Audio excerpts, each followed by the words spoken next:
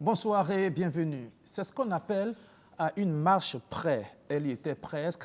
Le Graal lui échappe de peu. Apolline Traoré, la réalisatrice burkinabé portée par tout un peuple, peut être fière de son étalon d'argent et de son film Sira. Bravo à elle et surtout bravo au Tunisien Youssef Chebbi qui remporte l'étalon d'or du 28e FESPACO. Oui, le cinéma tunisien triomphe à Ouagadougou pendant qu'au même moment se tourne à Tunis un autre cinéma de niveau série B. Celui-là est très sombre surtout. Le scénario est simple. Des Africains, subsahariens notamment, chassés, pourchassés, traqués sur fond de racisme par une société tunisienne complètement déchaînée, avec le discours approbateur du président Kais Saïd et la sobriété presque gênante du FESPACO sur le sujet. Quoi? Le cinéma serait-il si déconnecté de la réalité?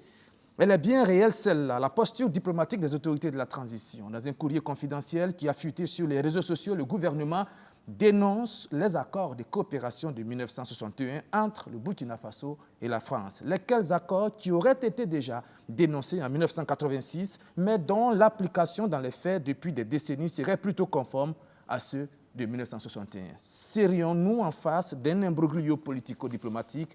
Nous essayerons de le démêler, tout comme on se penchera sur le non moins confus discours du président français sur la nouvelle politique africaine de l'Élysée. Emmanuel Macron est resté fidèle à son fameux « en même temps, on part, mais on reste » en ce qui concerne la présence des bases militaires françaises en Afrique, le franc CFA, l'humilité sur les questions africaines. On en parle ce soir dans ce 7 Info. Et je m'en vais vous présenter nos invités. Idriss Ouedraogo, analyste politique et communication. Bonsoir. Merci d'être venu. Moussa Sen Absa, cinéaste, acteur, scénariste, réalisateur et producteur sénégalais. Bonsoir Moussa Sen Absa. Merci d'être venu. On devrait aussi recevoir dans un instant Khalifa Siré, vous le connaissez, expert en développement et en stratégie territoriale. Il va nous rejoindre dans un instant. Et puis le diplomate à la retraite, Ismaël Diallo, qui va aussi nous rejoindre dans un instant. Nous devions être aussi en direct depuis les États-Unis d'Amérique avec Dacier de Bendouté, journaliste et sociologue. Dacier, bonsoir. Est-ce que vous m'entendez? Non? On devrait aussi être depuis le Sénégal en direct avec Adja Maïmouna Niang. Elle est écrivaine, réalisatrice, enseignante, chercheuse en littérature et cinéma à l'université Iba Der Thiam de Thiès. Est-ce qu'elle est avec nous? Bonsoir, Madame Niang. Elle non plus. On espère que la technique nous permettra de les avoir. Nous commençons tout de suite. Je vous le disais, c'était hier. Les lampions se sont éteints sur le 28e FESPACO avec le sacre du Tunisien Youssef Chebbi et son film Charkal. On regarde. À une marche près du sacre, finalement, Apolline Traoré remporte l'étalon d'argent. Son film Sira, qui a suscité beaucoup d'espoir chez tout un peuple, devra encore attendre les prochaines éditions du FESPACO pour espérer offrir au Burkina Faso son 3e étalon d'or de Yenega. Pour la réalisatrice, ce n'est que partie remise. Ce niveau-là, on va continuer à se travailler et prochainement on l'aura. Mais voilà, ma déception était un peu pour le peuple qui l'attendait tellement. Mais l'argent, c'est pas mal. On n'a qu'à se réjouir là-dessus et puis je suis contente. Le jury a plutôt eu un faible pour Ashkal, le long métrage fiction du Tunisien Youssef Chebbi, qui remporte l'étalon d'or de Yenega. En l'absence du réalisateur, c'est son ami qui récupère son prix. Bon, c'est de la part de M. Chebbi qui est ému, qui est en Tunisie, qui n'a pas pu venir assister à la clôture. C'est un prix excellent pour le cinéma tunisien. Donc M. Chebbi est très content et son Yenega, on va lui remettre en Tunisie, Inch'Allah. Pour le délégué général du FESPACO, ce 2e prix remporté par le Faso confirme le retour progressif du cinéma burkinabé sur la scène. Posez-vous la question, savoir c'est quand le Burkina Faso a gagné les talons de bronze la dernière fois. Je ne crois pas que vous allez pouvoir répondre. Ça montre que ça a été disons, une belle édition pour le Burkina à travers les prix et aussi à travers l'organisation. Nous sommes fiers de ce qui nous a représentés et nous croyons fort bien en elle. Et on espère, Inch'Allah, en 2 ans, on pourrait remporter les talons du Yenega parce que nous approchons. Vous savez que nous, les Burkinabés, nous sommes patients. Et tout doucement, nous arrivons. Et je crois que grâce à vous, grâce à tout le monde, on va arriver à la prochaine édition, les talons d'or du Yenega. L'étalon de bronze de Yenega va à Shimoni de la Kenyane Angela. Quant au long métrage documentaire, ils ont surtout traité les problèmes de l'identité culturelle africaine. L'étalon d'or dans cette catégorie est remis au Cap-Verdien Carlos Yuri Koenig pour son film Homo Nobile, l'homme nouveau. C'est incroyable, c'est la première fois que le Cap-Vert a un film en compétition officielle au FESPACO. Et pour avoir le premier prix, déjà c'était un rêve pour nous d'être ici, d'être sélectionné au FESPACO. C'est toujours le festival qui nous a fait tous rêver. Et d'avoir un prix, c'est incroyable, c'est vraiment... Le film Angle mort de Tofi Achour de la Tunisie remporte le premier prix des courts-métrages documentaires. Dans la catégorie court-métrage fiction, le premier prix revient à Will My Parent Come to See Me du Somalien Mo Arao.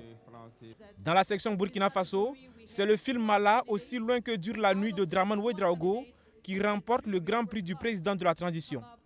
Florian Zoundi gagne le prix de l'espoir du président de la transition dans cette catégorie avec son film Botaniste. Le prix de la meilleure image est décerné au long métrage fiction Mamiwata du Nigérian Fieri Obasi. Celui du meilleur son est remis au Tunisien Youssef Chebi pour son film Ashkal. Le prix du meilleur scénario, long métrage, quant à lui, va à Le Bleu du Kaftan de la Marocaine Mariam Touzani. Voilà, retour sur ce plateau où Khalifa Rassiré et Ismaël Diallo nous ont rejoints. Bonsoir et merci d'être venus. Moussa Sen Absa, vous avez remporté le prix spécial UEMOA pour la meilleure fiction avec votre film Khalé et puis le prix de la meilleure interprétation féminine CEDEAO. Mais avant, en 1997 déjà, votre film Tableau Ferraille a remporté le prix de la meilleure photographie au FESPACO. Vous avez participé pendant ces 8 jours au FESPACO 2023, ce 28e FESPACO. Est-ce qu'il a tenu toutes ses promesses? Je pense que c'est un FESPACO de grande qualité malgré la résilience. Qu'il fallait tenir ce FESPACO. Je pense qu'il aurait été dramatique que ce FESPACO n'ait pas lieu. Il a eu lieu quand le monde est trouble, dans des moments de difficulté que le pays vit. Mais il y a un appel qui a été fait et cet appel a été entendu par tout le monde. J'ai revu presque tous mes amis. Moi, je suis là depuis 89, je viens au FESPACO. Donc, j'ai vu l'évolution de ce festival. Et de plus en plus, ce festival se professionnalise. Parce que, justement, ayant à sa tête quelqu'un que je connais depuis très longtemps, Alex Moussa Savadogo, qui, pour moi, est un peu comme le nectar du cinéma en termes d'organisation de festival. Donc, le nectar du cinéma. Exactement. Le mot sont forts. Ah oui, et je l'assume. Parce que c'est un garçon qui a l'intelligence du cinéma, qui a la passion du cinéma, mais aussi qui a la rigueur du cinéma. Et c'est là où l'appel qui est lancé en 2023 est cet écho dans le monde. Écho à travers, d'une part, les films qui ont été sélectionnés et des nouveautés parce qu'il y a le Centre Yenenga qui devient comme un hub de post-production. Il y a des débats de grande qualité, mais surtout, il y a un comité de sélection qui est pour moi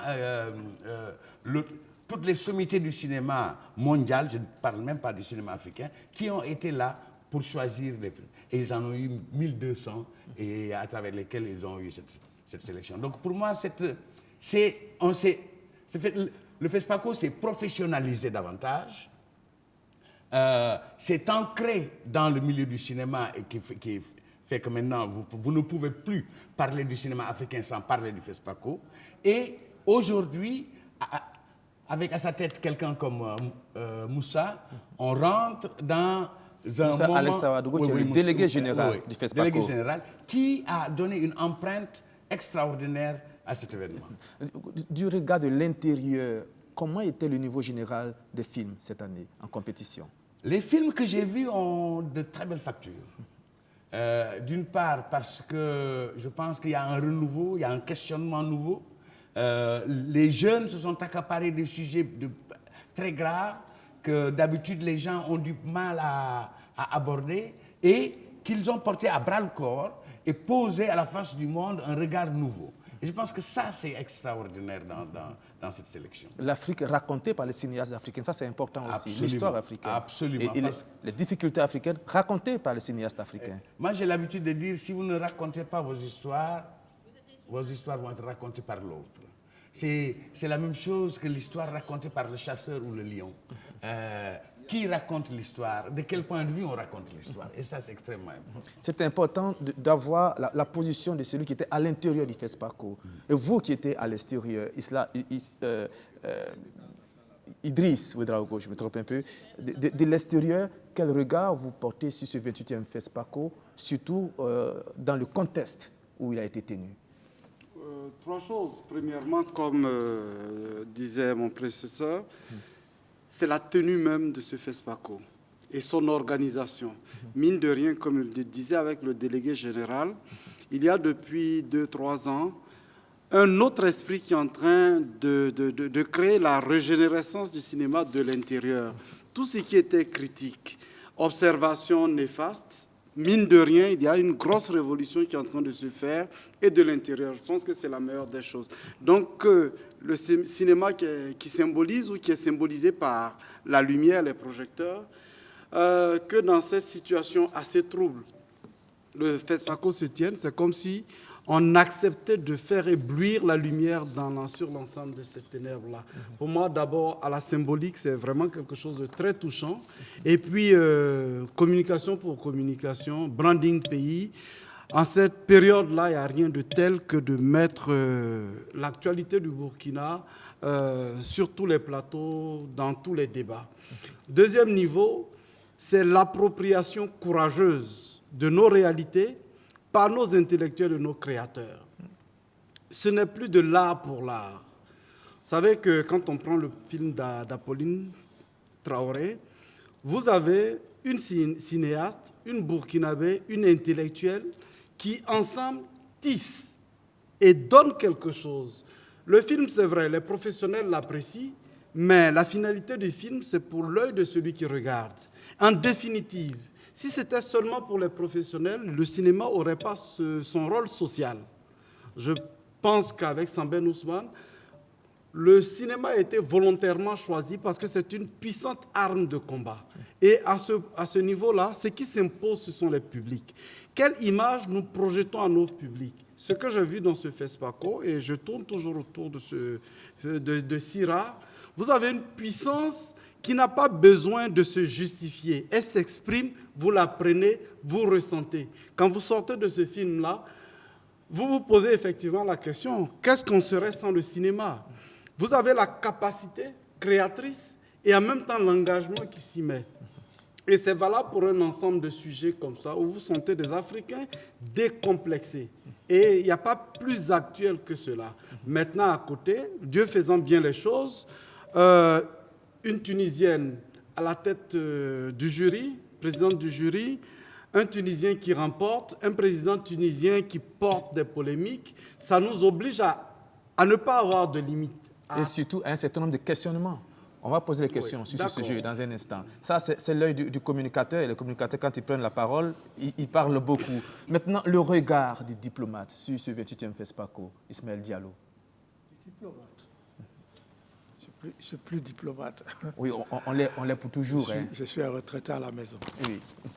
Well, excusez-moi, votre nom, je l'ai... Moussa Seneb. Moussa Seneb, oui. Vous avez tout à fait raison de dire qu'au fil des ans, le FESPACO se bonifie. Et c'est effectivement ce que l'on voit. Il y a 20 ans, c'était encore une sorte de produit pour les ciné-clubs, pratiquement, comme des projections dans des centres culturels, plutôt que des projections pour le grand public. Mais vraiment, il se bonifie et les gens deviennent de plus en plus professionnels. Tout ce qui manque aujourd'hui, à mon humble avis, c'est qu'on injecte beaucoup d'argent. Le Nigeria l'a fait par des privés. Mais combien de privés de nos pays vont mettre 2 milliards de francs CFA, 3 milliards de francs CFA dans le cinéma? Parce que jusqu'à présent, ils ne comprennent pas la portée du cinéma. Voilà. Donc, mon regard simplement est qu'il est encore frustrant de voir qu'il y a beaucoup de gens qui peuvent réaliser des chefs-d'œuvre. Malheureusement, ils n'ont pas comme on dit, les moyens de le faire. Il y a beaucoup de talents, mais il y a peu de moyens. C'est ce que vous essayez de dire. Khalifa Rassiri, votre position, on la connaît. Vous aviez dit il y a 7 jours en arrière que ce FESPACO aurait pu être reporté. Vous maintenez votre position ou bien au regard de la réussite du FESPACO? J'accepte tout ce qui est dit, hein, c'est vrai. Mais quelque part, moi, je suis assez, j'allais dire désappointé. Et je pense que nous ne mesurons pas assez certaines choses, certaines situations. On va en parler dans un instant. Il est possible que nous soyons à un autre carrefour, c'est-à-dire un autre changement dans cette guerre-là, cette guerre. Il faut dire les choses par leur nom. Nous ne comprenons pas. Après Nassungou, nous n'avons pas compris. Après Solan, nous n'avons pas compris. J'ai l'impression qu'actuellement encore, nous n'avons toujours pas compris. Moi, je respecte la société des hommes de cinéma et tout ce que le cinéma porte comme message, comme vocation, etc. C'est très bien. Vous savez, la Somalie aussi abritait un grand centre de recherche maritime. Ça a été délocalisé parce que la Somalie est devenue ce qu'elle est aujourd'hui. Il faut toujours faire attention. La résilience n'est pas un attachement forcené à tenir la tête hors de l'eau. Non. Les peuples qui s'enfoncent, qui s'affaissent et qui disparaissent, souvent, c'est par orgueil. Oublie certaines opportunités. Cette semaine-là aurait pu servir à une grande réflexion, une grande concertation, une grande mobilisation interne. Et puis, je dis, les cinéastes africains n'ont pas fait passer un message très fort. Il n'y a pas eu, par exemple, une grande motion pour soutenir les pays du Sahel. Je ne leur dis pas d'aller les caméras à Déhou ou à Tinakov, mais je crois qu'il y aurait quand même eu quelque chose, pour moi, une sorte de déclaration claire. Parce que le FESPACO n'existe pas pour le FESPACO. Fort et symbolique. Quelque chose de très fort. Moussa Senabsa, vous êtes complètement interpellé. Il y a une chose sur laquelle je suis désolé de me dire, mais vous savez, je pense que dans des grands moments de crise, de doute, de questionnement sur notre existence, ne pas tenir le FESPACO serait donner raison à ceux qui se battent contre notre culture.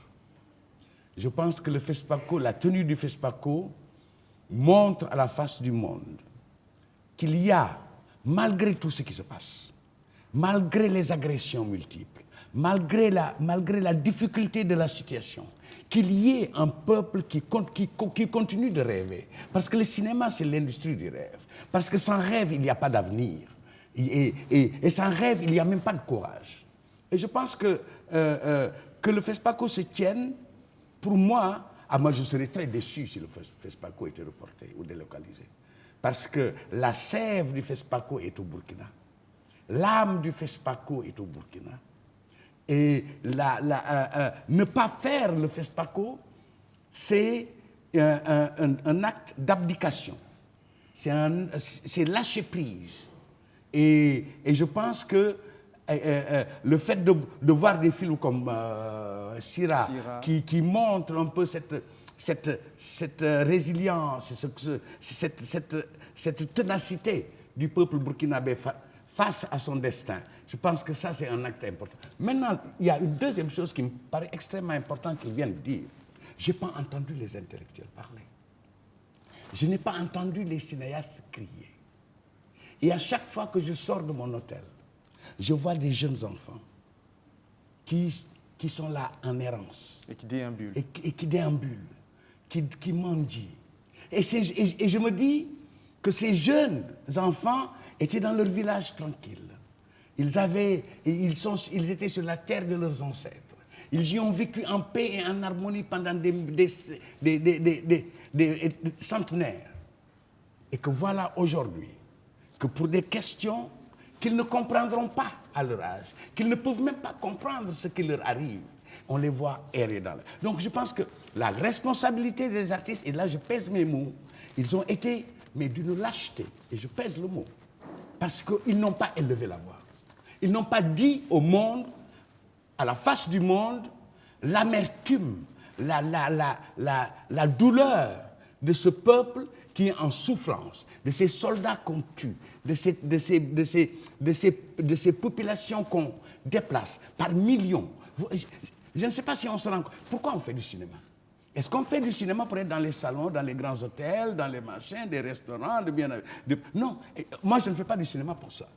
Je fais du cinéma pour élever la voix et offrir à mon peuple des réponses à des questionnements majeurs. Et le questionnement majeur aujourd'hui au Burkina, c'est comment résister face à la bêtise humaine, face à l'absurdité du monde et à la vanité des autres. Comment résister? Ça, c'est la grande question. En dehors des lumières, en dehors des salles sombres où on a projeté les films, vous l'aviez dit il y a un instant, vous avez constaté un silence presque gênant des cinéastes, dont vous faites partie, bien sûr. Moussa Hassen Absa, vous ne pouvez pas vous dérober. Non. Vous faites partie de ces cinéastes, vous faites partie de ces intellectuels. Comment expliquez-vous le fait que pendant une semaine, il n'y ait pas eu de prise de position, il n'y ait pas eu de prise de voix assez virile sur la question sécuritaire au Burkina Faso? C'est quoi? Le cinéma est déconnecté de la réalité? Qu'est-ce qui se passe? Non, il y a la peur et la lâcheté.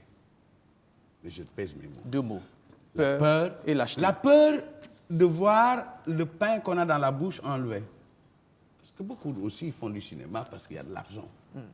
Et il y a ceux qui donnent l'argent. Ils ont peur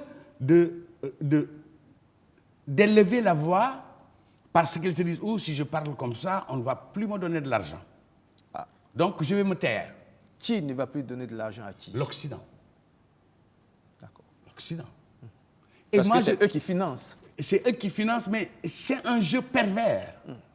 C'est un jeu très pervers du financement de notre cinéma. D'une part, nous, comme l'a dit l'aîné, les pouvoirs publics ne supportent pas notre cinéma, pas assez. Et de l'autre, on a des appels de fonds de l'étranger qui travaillent la soft power, qui travaillent. Les gens ne se rendent pas compte de l'importance de notre métier. C'est un métier, si vous ne racontez pas votre histoire, ça va être raconté par l'autre. C'est comme l'armée. Si vous n'avez pas une bonne armée, vous allez avoir l'armée du voisin. Et aujourd'hui, les intellectuels se sont tus. Et je mesure mes mots. Je pense que c'était l'occasion ratée d'élever la voix et de dire dans un communiqué, à travers la FEPACI ou à travers des organisations professionnelles, dire en un communiqué percutant à la face du monde l'état des lieux. Où est-ce qu'on en est aujourd'hui? Idriss Ouedraogo, vous qui êtes communicateur en termes de communication, comment le FESPACO a-t-il pu rater cette occasion de porter cette communication forte, comme le dit Moussa Hassen? C'est une vieille maladie des communicants autour du pouvoir. La vérité, c'est que c'est un support. Avec tous ses avantages, disons que justement, à ce niveau-là, l'exploitation qu'on pouvait faire de cet événement n'a pas été optimum, ça c'est sûr. De tenir le FESPACO, d'investir en quelque sorte pour cette communication de rayonnement, et l'aîné même n'a certainement pas évoqué des sujets de diplomatie à l'intérieur, pays d'honneur, tout ce qu'il y a en termes de diplomatie autour de tout ça, on n'a pas exploité suffisamment. Dans la bonne démarche, lorsqu'on a un support, un axe de communication, on en arrive à l'implémentation à tout le milieu. On n'a pas suffisamment infiltré toutes les activités du FESPACO. Ceux qui sont présents, on a beaucoup mis la main sur le comité d'organisation, les aspects fastes. Mais comme il disait, qu'est-ce qu'il y a de plus fort aujourd'hui que le soft power? Qu'est-ce qu'il y avait dedans? Bien entendu, moi j'apprécie à 1000% tout ce qu'on a donné comme espoir. Mais ça, ce n'est pas la volonté des pouvoirs. C'est la volonté même, c'est la puissance du cinéma qui a rayonné par la main ou l'habileté de quelques cinéastes. Mais en tant que volonté politique, on a exploité cet événement qu'à un certain pourcentage. Il y a comme, et ça permet de donner raison à l'aîné Kalifara, parce que justement, on a des manques, puisque régulièrement, il revenait sur la nécessité d'un cérémonial, en fait, de notre deuil, de notre souffrance. Ça fait partie. On devait avoir, dans une forme de démarche, qu'est-ce qu'on fait avec un événement comme le FESPACO? Pour nous, si nous voulons être des communicants politiques sans état d'âme, on se dirait comment on rentabilise le FESPACO sur le plan, par exemple, politique. Ce n'est pas d'évoquer la question de la fédération, de mettre en exergue un pays très proche aujourd'hui par la force des choses comme le Mali. Ce n'est pas que cela qu'on gagne. Lorsque les lampions se seraient éteints, qu'est-ce qu'on capitalise concrètement? De mon point de vue, il y a une bonne marge qu'on n'a pas exploitée. Et c'est ça qui fait un peu les douleurs. Effectivement, c'est un rendez-vous d'intellectuels, pas qu'africains, mais déjà africains, qui font qu'on pouvait fédérer notre engagement autour de partager et ensuite contaminer les autres, ceux qui sont venus d'ailleurs. Ismaël Diallo, parlant justement du FESPACO, du cinéma et de la puissance du cinéma à agir sur les choses concrètes et réelles. On a parlé de la situation sécuritaire au Burkina Faso, mais au même moment que se tenait ce 28e FESPACO, se tient à Tunis, et je l'ai dit dans une manière un peu de blaguer, un autre cinéma, un cinéma de série B, un cinéma sombre, un cinéma noir, c'est-à-dire des subsahariens africains qui sont traqués, pourchassés, chassés sous fond de racisme par une partie de la société tunisienne. Et là, pendant le FESPACO, on n'a pas entendu, Moussa Sène le disait, les intellectuels et les cinéastes qui sont venus de partout dans le monde prendre à bras le corps ce sujet-là, alors qu'il est assez grave. Comment vous voyez ce décalage qu'on a vu entre un cinéma des salles et puis une réalité sur place à Tunis, quand on sait que c'est la Tunisie qui a remporté le Talon d'Or de Yinenga? Je concours avec ce que tous les trois ont dit du point de vue de ce déphasage entre l'importance du cinéma, donc du FESPACO, et ce qui est mis en œuvre pour le mettre vraiment sur un piédestal. Il y a un problème dans cela. Mais est-ce que ce n'est pas parce que le FESPACO est une affaire d'État? Est-ce que ce n'est pas parce que l'État englobe un peu trop et dirige un peu trop cette manifestation qui aurait gagné d'être une institution indépendante et financée par tout le monde, par qui veut et peut le faire? C'est ce qui amène aussi ce qu'on appelle les intellectuels à ne pas élever une voix contraire quand la manifestation se tient, parce que ce serait vu tout de suite comme une critique envers le gouvernement, ce qui n'est pas le cas. Ou on est intellectuel ou on ne l'est pas, ou on est politicien, ça c'est autre chose. Alors, il y a ce problème-là. Je crois que le FESPACO gagnerait beaucoup à s'émanciper pour s'ouvrir à tout le monde. C'est ce que fait Hollywood, c'est ce que fait Nollywood, c'est ce que fait le cinéma indien, etc. Au Nigeria, on produit un film par jour. Comment peuvent-ils le faire? Avec l'État? Jamais. Ils ne pourront jamais le faire avec l'État. Il faut donc que ce qu'on appelle les hommes d'affaires, les opérateurs économiques, comprennent que c'est un investissement, peut-être à moyen terme, pas à terme immédiat, mais à moyen terme et très rentable. Ce n'est pas pour rien que beaucoup de gens financent le cinéma ailleurs. Ce n'est pas. Mais nous avons encore une perception du cinéma, de la culture, comme des moments de détente, des moments de loisir, et que ce n'est pas quelque chose de fondamental.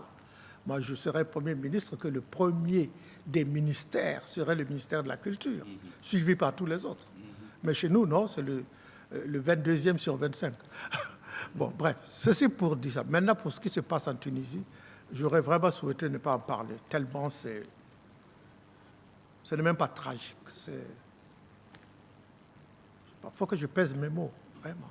Je crois que la situation est assez grave pour qu'on puisse y mettre le mot qu'il faut. C'est désespérant de voir un homme de l'âge du président de la Tunisie et connaître son cursus universitaire et même son expérience politique et qui viennent à se cacher derrière un faux fuyant de ce genre, sans se rendre compte des conséquences à moyen et à long terme que cela peut avoir non seulement pour son pays, mais pour tout le monde arabe. C'est effarant, tout simplement, c'est effarant. Il faut dire Je n'arrive pas à réaliser qu'un chef d'État se permette de dire ça. Il faut dire que les témoignages sont très, très effroyables. Il y a des scènes absolument surréalistes. On a entendu beaucoup de témoignages.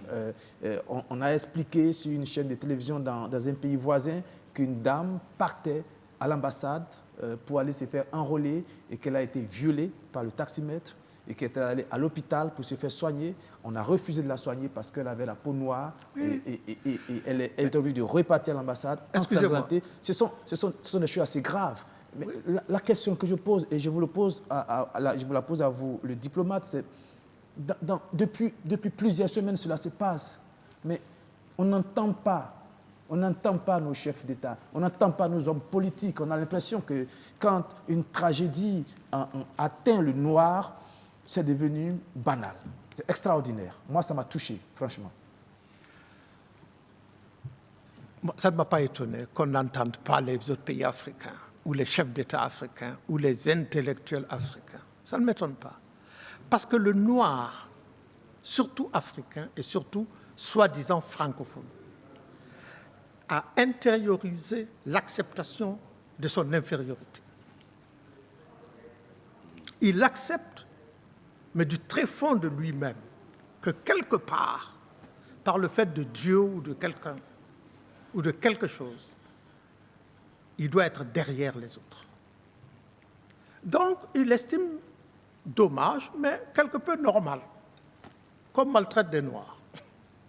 Ça aurait été d'autres que les Noirs eux-mêmes se seraient redonnés de la voix. Charlie Hebdo, on sait ce qui s'est passé, etc. Et il y a d'autres. Et pour Charlie Hebdo, il faut dire que les chefs d'État africains sont partis en France. Nous ne sommes pas on pleurait en direct sur les chaînes de télévision. Nous ne sommes pas encore émancipés. Et nous n'avons pas encore regagné le sens intrinsèque de notre dignité d'homme, d'être humain comme tous les autres êtres humains. On ne l'a pas encore. Prenez un Africain, président, ministre, ce que vous voulez. Mettez-le là. Mettez un noir ici, mettez un blanc là. Et les deux l'appellent au même temps. Il va d'abord écouter le blanc. C'est instinctif. C'est au très fond de nous-mêmes. On peut dire, ils ont une circonstance atténuante, ça fait 17 siècles que nous sommes violentés. D'accord, mais il est grand temps de sortir de ça. Khalifa Rassiré, un mot sur ce qui se passe en Tunisie, c'est une tragédie, c'est assez grave. On en parle peu parce que la situation dans le Sahel est beaucoup plus grave. On ne va pas faire une compétition de morts, de douleurs et de tragédies, mais c'est assez révélateur quand même d'une situation où aujourd'hui, peut-être que c'est une réflexion philosophique, aujourd'hui l'homme noir est devenu, je veux dire, le suppier de toute la communauté internationale. Oui, ça remonte à la malédiction de Cam dans la Bible et au-delà d'ailleurs. Et on pense que beaucoup de Noirs ont fini par intérioriser cela. C'est l'autosuggestion négative. Je voudrais dire que la question du Tunisie, il faut l'aborder dans toute son amplitude. Cet homme-là, ce président, Kais Saied, qui a été élu, c'est un homme d'âge mûr, un brillant constitutionnaliste qui a été comme une sorte de recours pour ramener la Tunisie sur un chemin, le chemin d'une démocratie apaisée. Après donc le printemps arabe, et la démocratie tumultueuse liée en fait à leur constitution et ce parlementarisme débridé. Et lui avait des idées très claires parce qu'il professe dans les amphithéâtres clairement le régime présidentialiste. Et c'est sur cette base qu'il a été élu en vérité. Et cet homme, dès qu'il arrive, en fin de compte, perd totalement les pédales, est pris frappé de sénilité violente et finalement donc se met à remonter les remous de la rue. C'est ça qui lui sert aujourd'hui de programme politique. Moi, je pensais que les vidéos là, c'était quelques groupuscules qui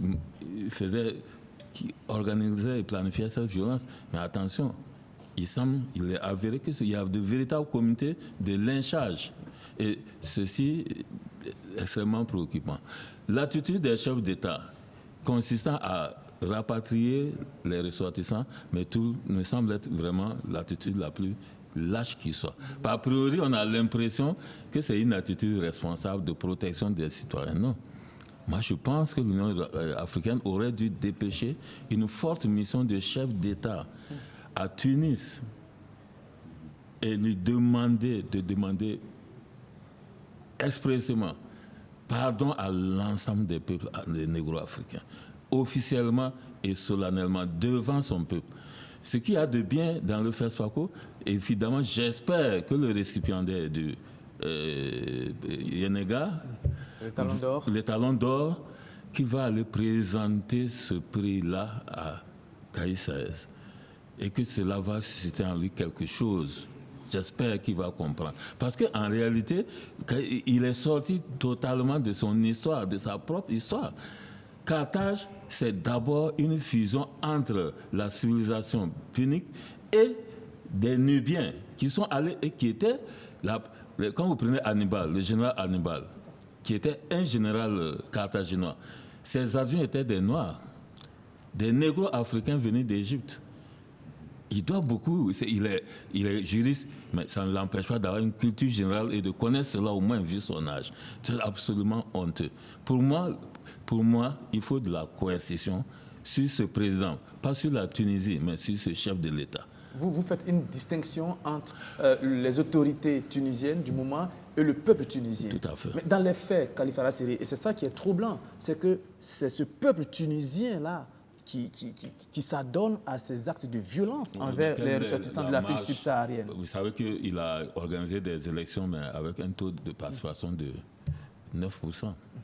Et en fait, en termes de légitimité, il y a problème. Mais évidemment, ça suffit pour avoir des hordes d'imbéciles dans la rue pour organiser ces lynchages publics. Ça, c'est possible. Mais en réalité, depuis, il n'a pas pu apporter de solution au grand marasme économique qui s'est. Revenons.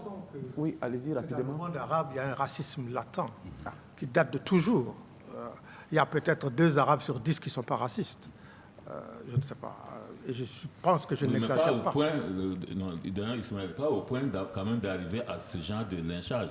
On peut le dire. Tout dépend. Il y a un substratum. Camouflons cela.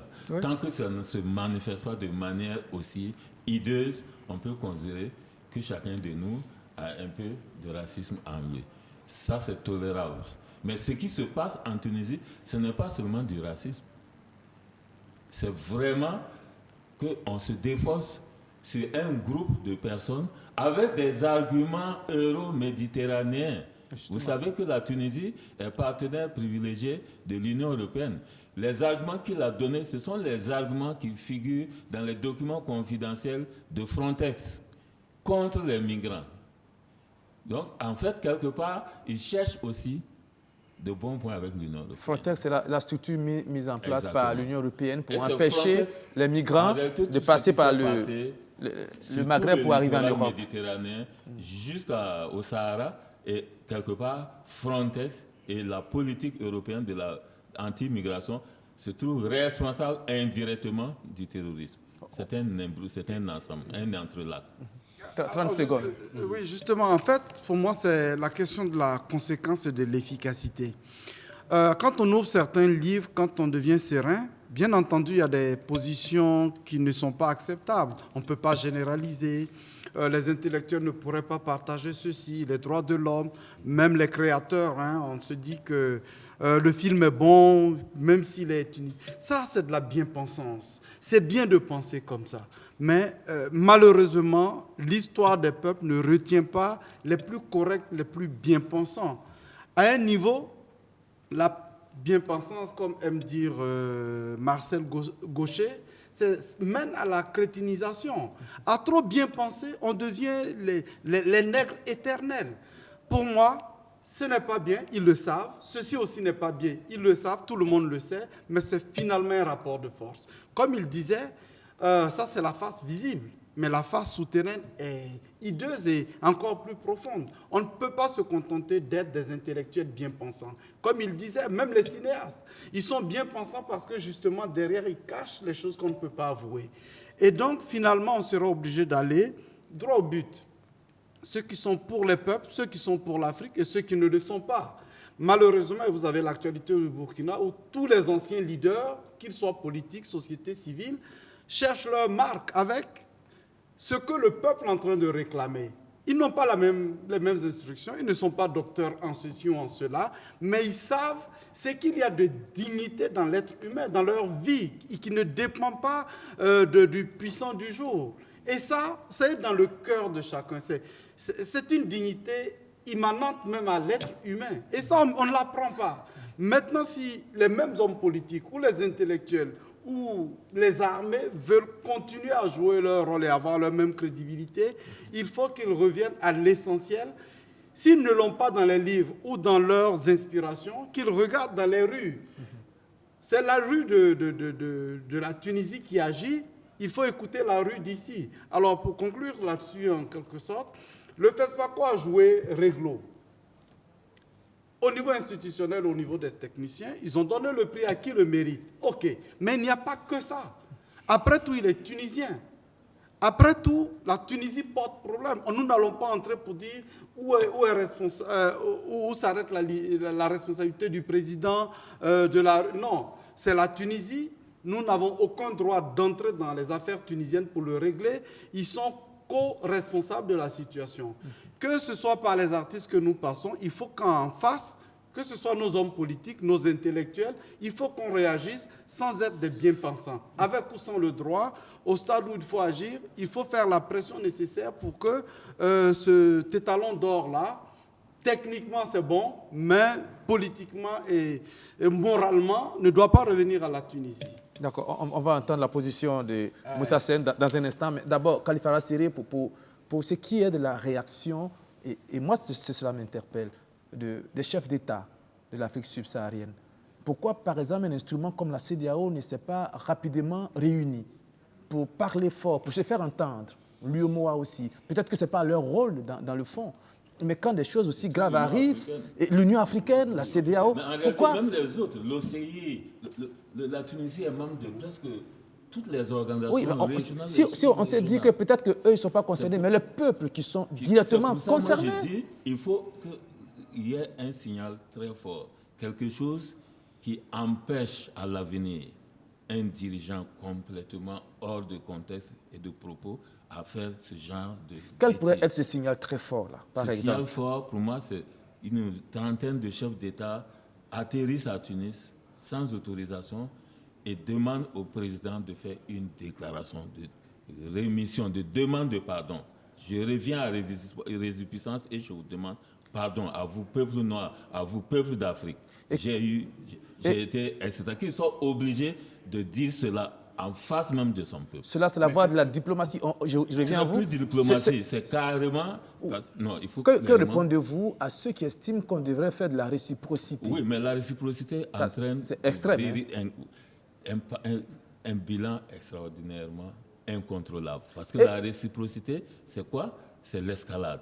Et l'escalade, c'est l'animosité ici. Voilà malheureusement le problème. Moi, je pense qu'il y a ici un message qui peut être délivré à la personne elle-même. Parce que ce que le président tunisien dit, c'est incroyable parce qu'en fait, il sort de sa bouche de Tunisien ce que les Européens disent dans des réunions confidentielles.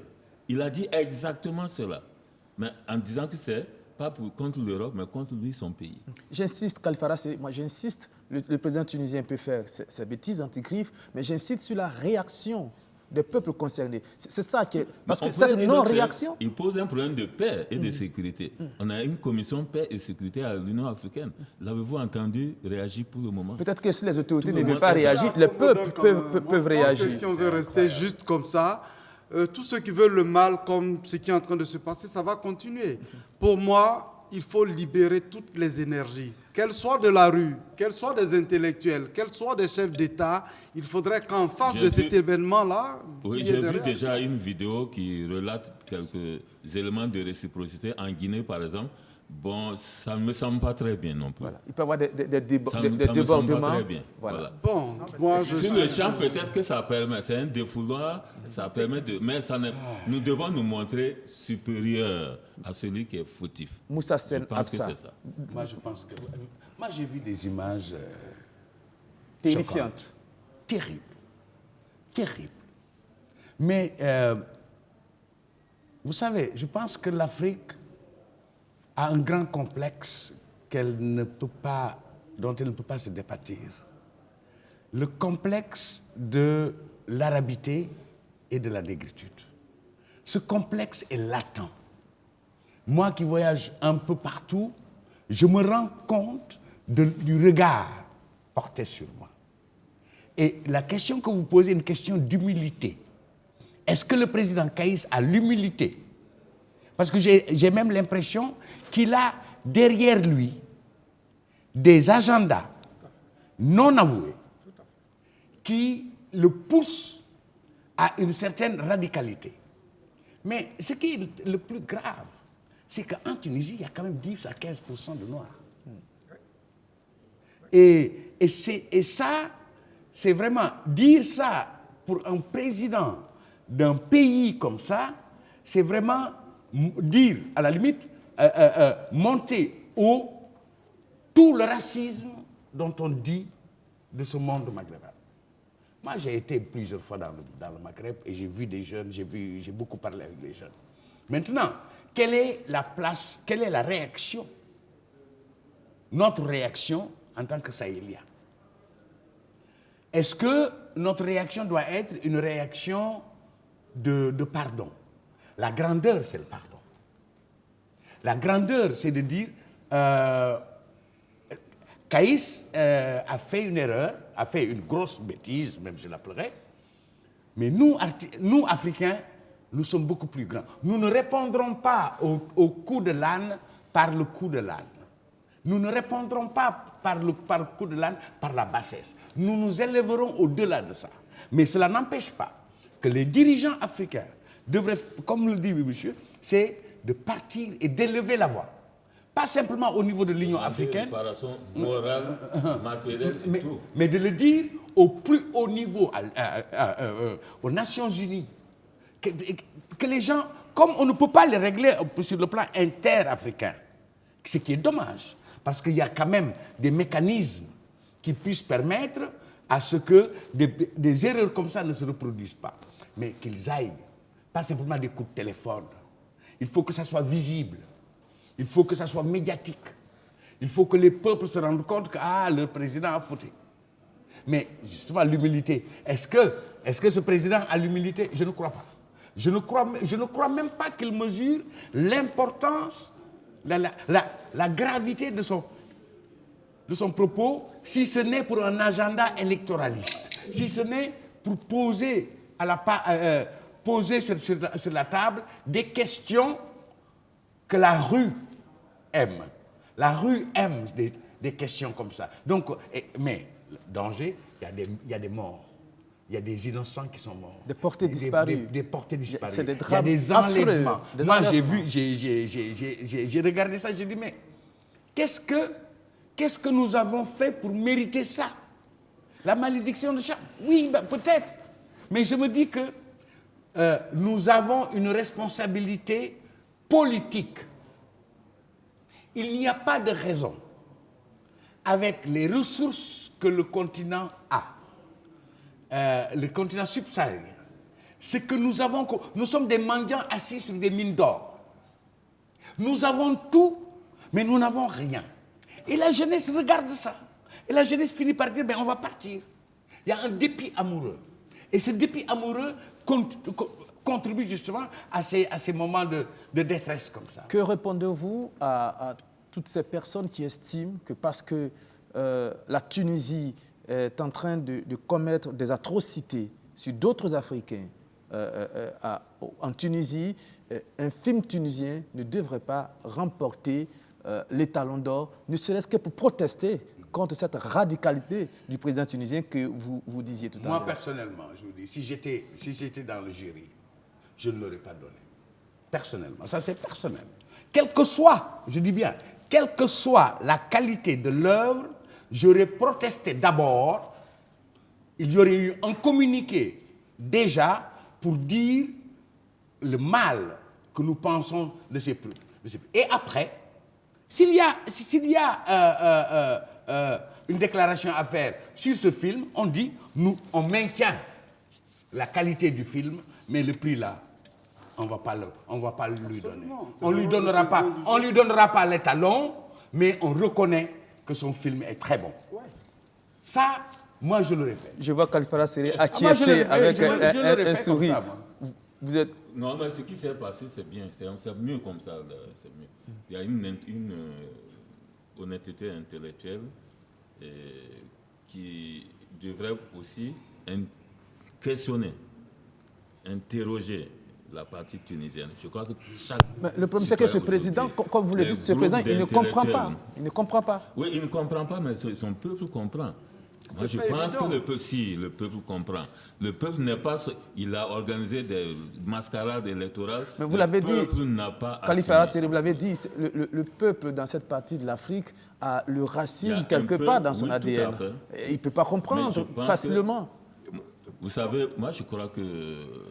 Il y a eu des guerres pour moins que ça, clairement. Des guerres d'invasion. Donc il faut faire attention. Il faut faire très attention. On ne va pas aller envahir la Tunisie et massacrer les Tunisiens pour cela. C'est pour ça que je dis, si nous avons le réflexe de la réactivité, donc de la réciprocité, donc des représailles, nous enclenchons un mécanisme qui n'est plus contrôlable. Par contre, si nous mettons la Tunisie et les forces vives de Tunisie, il y a quand même en Tunisie des intellectuels, des forces morales. Il y a une grande ceinture méso-sociale qui va se mettre en marche. Moi, je ne pense pas que d'ici un mois, le président sera sur place ou qu'il sera maintenu dans cette... Chaque jour compte aujourd'hui pour des vies, des milliers de personnes qui sont en Tunisie. Notre responsabilité à nous défendre entre les mains d'hypothétiques réactions intra-tunisiennes. Nous retirons nos ressortissants. Il n'y a pas que ça. Nous chassons les ressortissants. Ouais. Je vois, par exemple, la Guinée est dans cette logique. Et si vous voyez les images... C'est un fake news. Il semble que c'est un fake news. Oui. J'espère que si c'est un fake news, si c'est des images de montage, tant mieux.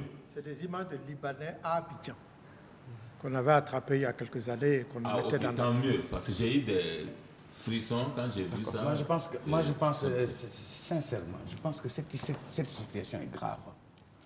Cette situation est terrible. Chaque heure compte. Les massacres continuent. Visiblement, d'après ce que j'ai vu dans les réseaux sociaux, les massacres continuent. Et c'est encore pire dans les régions, dans les provinces à l'intérieur de la Tunisie où des Noirs sont obligés de dormir dans les champs pour se cacher. Au moment où je vous parle, les témoignages sont revenus. C'est-à-dire que, mais il ne faut pas non plus que, tu sais, moi je suis un homme de paix. Je pense à la paix. Je pense que sans la paix, il n'y a pas de vie. Mais je pense aussi qu'il y a une responsabilité pour qu'il y ait de la paix. Pour qu'il y ait de la paix, il faut que tout le monde y mette du sien. C'est-à-dire qu'il faudrait que moi si j'étais un décideur, j'aurais retiré mes ambassadeurs. Par exemple. Rappeler mes ambassadeurs, ça c'est clair.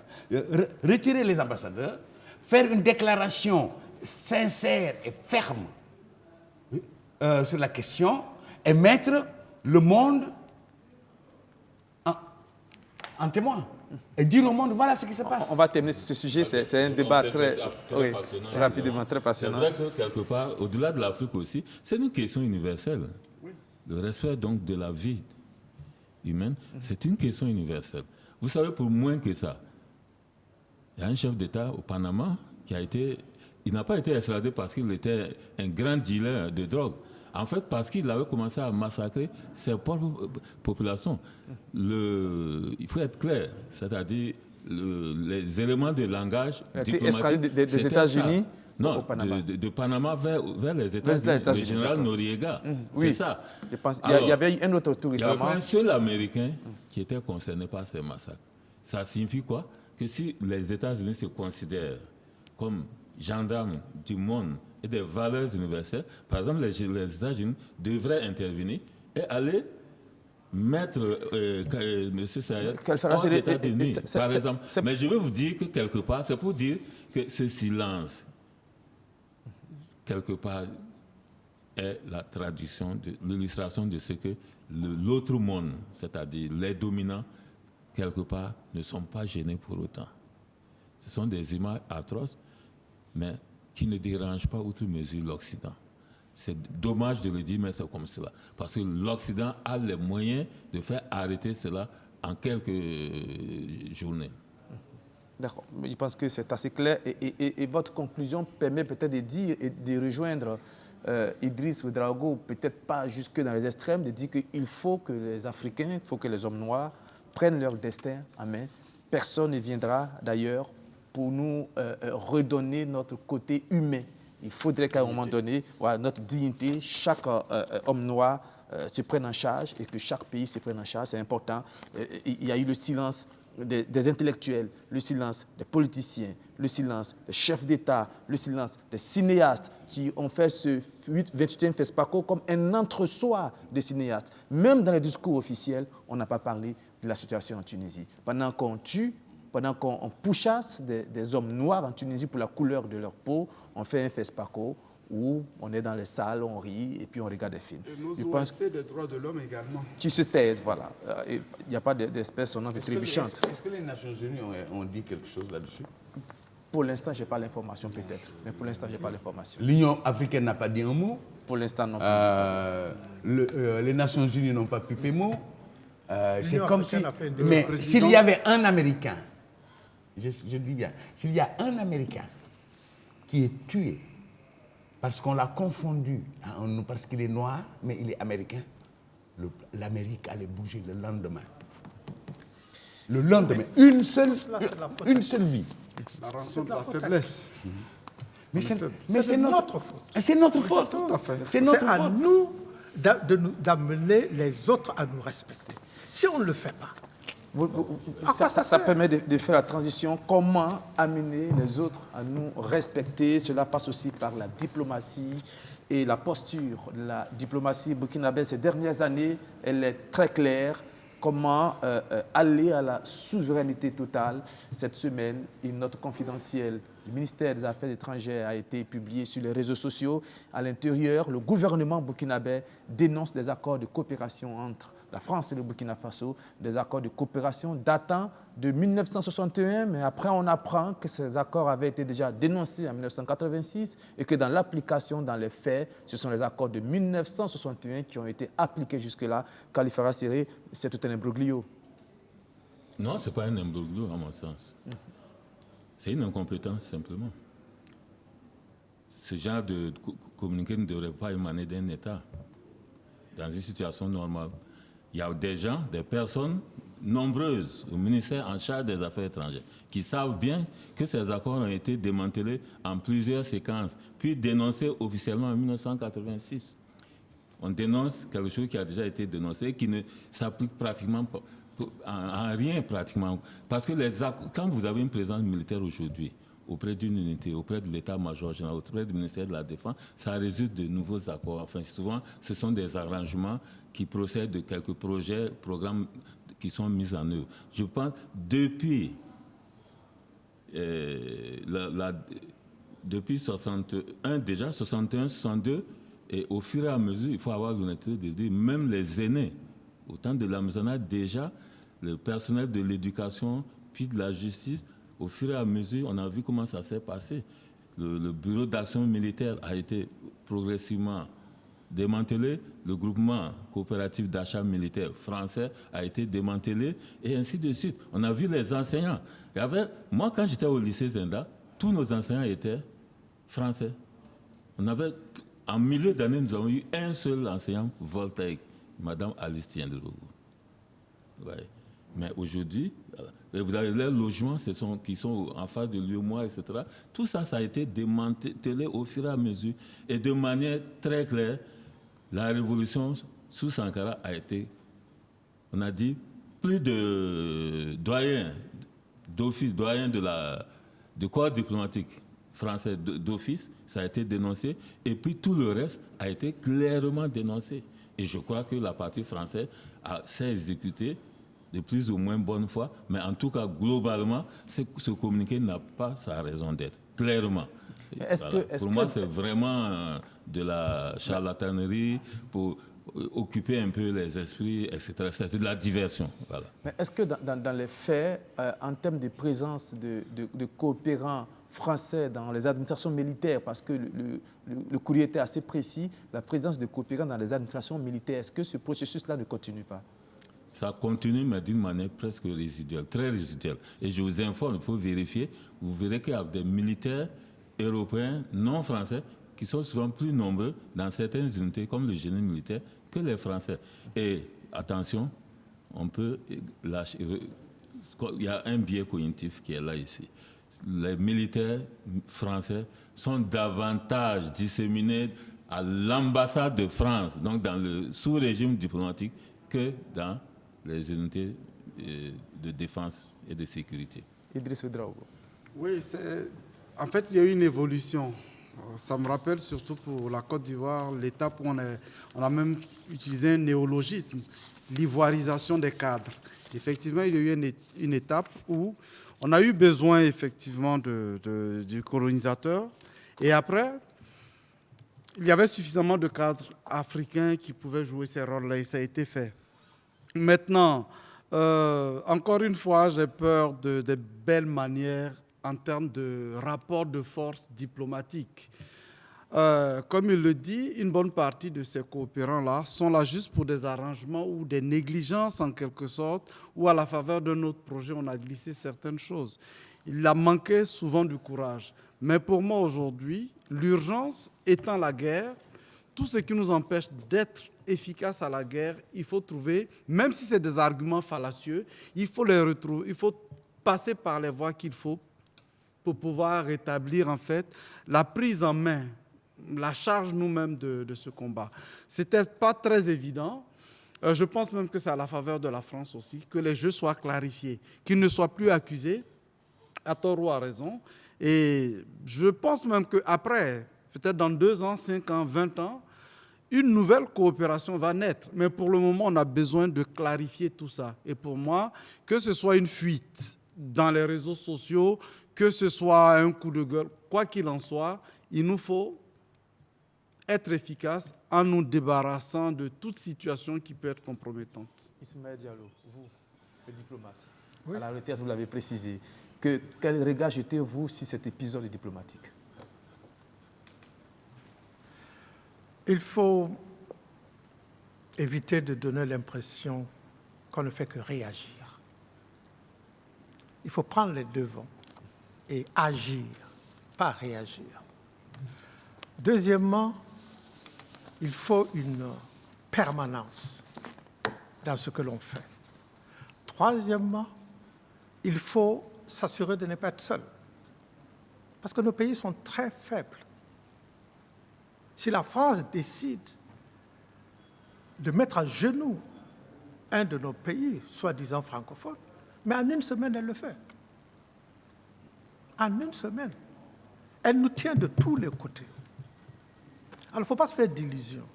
Il vaut mieux savoir cela et avoir le maximum de solidarité, d'appui, de partenaires pour ne pas être seul devant une puissance.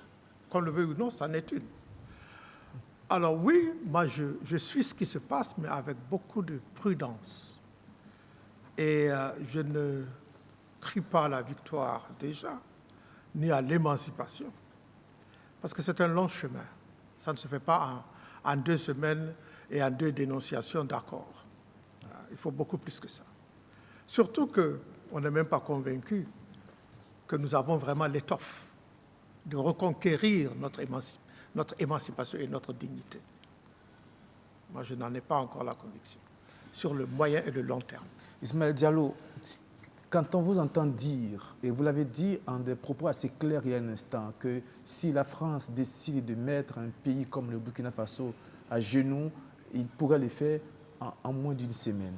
Que répondriez-vous à ces téléspectateurs qui nous regardent et qui disent que votre réflexion fait partie peut-être d'un vieux logiciel et que votre discours est assez défaitiste et pessimiste. Que répondriez-vous à ces téléspectateurs-là?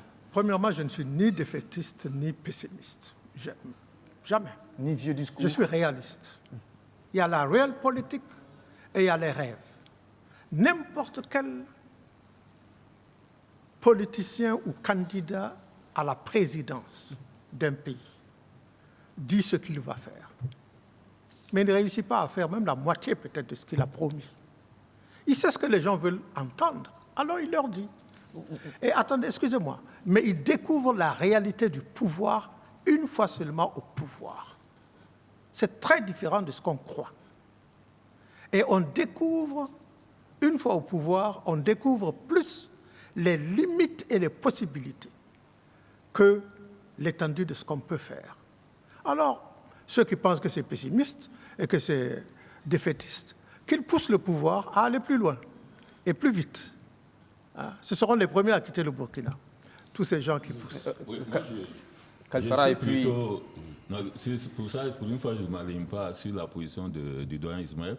Je pense qu'il faut oser. Mais oser avec méthode, pas dans l'amateurisme et dans j'allais dire la pagaille, pour ne pas dire l'épilepsie. C'est ce que je dis. Ce que je propose, en fait, il y a une problématique. La problématique, c'est que, qu'on le veuille ou pas, la France domine le logiciel militaire burkinabé, tout l'écosystème, par la formation, par les certifications. Vous savez que les différents niveaux d'officiers, c'est-à-dire officier état-major, école de guerre, le brevet des choses militaires supérieures, tout ça, c'est des diplômes français. Donc, là, par ce moyen, toute notre crème militaire est conditionnée, est immergée dans un écosystème français, francophone et obligatoirement francophile. Comment maintenant trouver la solution de créer un désamour progressif, de sorte que nous ayons une armée qui a ses propres références, qui a ses propres écoles, ses académies, ses propres, ses propres backgrounds, ses propres curricula, ou alors des curricula sous-régionaux d'intégration. Voilà, par exemple, un chantier de la CEDEAO, par exemple. C'est ça un peu la problématique. Parce qu'aujourd'hui, un officier qui est colonel-major, vous êtes sûr qu'il est passé par une école française, obligatoirement, au Burkina ici. Même s'il a fait West Point ou il a fait Sandford, il a dû, parce qu'il faut toujours consacrer l'un des diplômes au niveau d'une école française. Voilà, donc, ce n'est pas une question d'accord à dénoncer. Les accords sont déjà dénoncés. C'est déjà dénoncé. Il ne sert à rien de dénoncer ce qui a déjà été dénoncé. On se ridiculise. C'est de faire ce travail profond. Ça, c'est un grand travail à faire dans les esprits de l'armée. Mais faut c'est là le problème. Alors, Je m'excuse, mais comment on fait? Parce que si c'est les mêmes méthodes bien rigoureuses, on ne sortira pas parce que ça va se faire à travers les mêmes écoles, les mêmes personnes. Si bien que la rue est devenue... Mais quelle était la vocation de l'académie? Non, ce que je veux dire, ça c'est du classique. Mais à rester dans le classique, on va reproduire ce que même depuis Yameogo, il y avait une fougue à avoir l'autodétermination. Mais puisqu'on passe par les mêmes moules, on ressort avec les mêmes produits. Moi, je pense qu'il appartient aux intellectuels et aux cadres de ne plus poser des questions, mais d'apporter des réponses. Vous avez très bien fait de terminer, mais qu'est-ce qu'on fait, comment on fait? Oui, mais aujourd'hui, qui a la charge de réfléchir comme éclaireur pionnier là-dessus? Pour moi, en fait, le premier critère aujourd'hui, pour écouter en quelque sorte, la crédibilité populaire viendra avec les propositions de solutions. Aujourd'hui, vous vous rendez compte que la rue, des gens qui s'expriment à peine en français, obtiennent plus de résultats au niveau diplomatique que ceux qui sont instruits. Donc pour moi, en vérité, c'est ce paradigme qu'il faut changer. C'est-à-dire on veut un véritable officier made in Burkina ou made in Africa. Il y a des voies et moyens. Exactement. Il y a des voies et moyens. Exactement. C'est ça qu'il faut commencer à construire. Moussa Sen Absa, le diplomate disait il y a un instant qu'il faut être réaliste quand on est au pouvoir Vous aviez dit en début d'émission qu'il faut rêver pour faire avancer les choses. Oui, moi j'aime bien, c'est mon métier aussi, c'est faire rêver.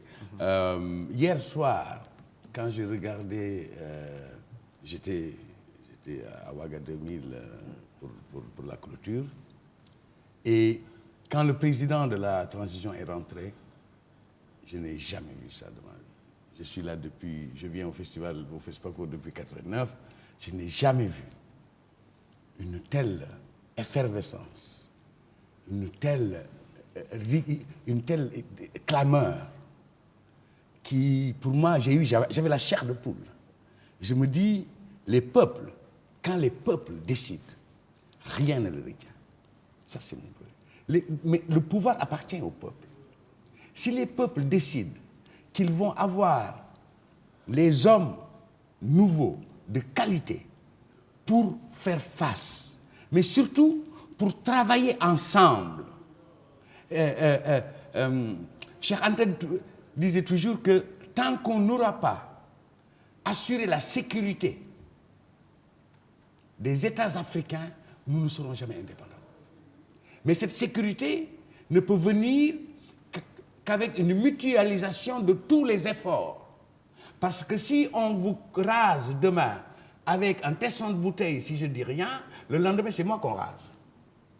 Donc, je dois m'impliquer quand vous êtes dans le malheur. Parce que si vous êtes vaincu, la prochaine victime, ce sera moi. Donc, pour terminer, il faudrait impérativement que les États africains fédèrent leurs efforts, qu'il y ait une armée continentale. Avec ces fléaux qui nous menacent, les armées individuelles ne résisteront jamais. Par contre, si nous avons construit avec 6 pays une base de contrôle de notre défense et de notre sécurité, en ce moment-là, les autres vont nous écouter et vont faire beaucoup plus attention. Vous êtes vraiment partisan du rêve, parce que quand on sait les différences d'intérêt qu'il y a à l'intérieur de chaque pays, que même pour que 2 ou 3 pays se retrouvent, c'est déjà assez difficile. Mais peut-être qu'il faut rêver, insister sur le rêve pour que cela devienne réalité. Moi, je continue de rêver parce que je me dis que c'est la chose qui nous est le plus chère et que ça ne coûte pas grand-chose de rêver, mais ça nous permet aussi de voir le monde avec un regard nouveau. Et de franchir de nouveaux caps. Exact. Justement, entre le rêve et la réalité, c'est la stratégie qui nous permet de le faire. Et les mobilisations des foules, la production de l'imaginaire font partie de cette stratégie. On reste toujours dans le même canevas pour parler maintenant, cette fois-ci, du discours du président français. Parce que la France aussi, elle réagit face à toutes ces menaces qui emmènent certains pays africains à vouloir bouter la France hors de ses frontières, pas la France officielle, mais les bases militaires notamment. Emmanuel Macron a tenu un discours sur la nouvelle orientation de la politique de l'Élysée en Afrique. On va passer le premier extrait. Il revient, écoutez-le, sur comment vont évoluer les bases militaires françaises en Afrique. On l'écoute. Alors, la réorganisation que j'évoquais tout à l'heure n'a pas vocation à être un retrait ou un désengagement. Mais elle se traduira en effet par, si je puis m'exprimer ainsi, une africanisation ou mutualisation de ces grandes bases.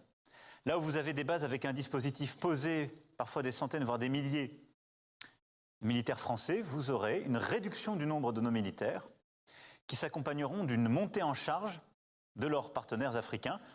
Et donc ces bases ne seront pas fermées, mais elles seront transformées.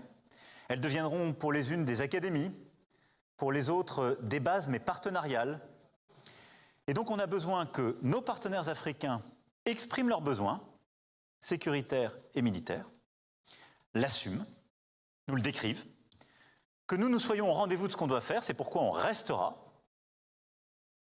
C'est la dernière phrase de cet élément. Khalifa Rassere, on restera. Emmanuel Macron dit que les bases militaires françaises en Afrique vont rester. C'est la conclusion qu'on tire de ce qu'il dit. C'est péremptoire.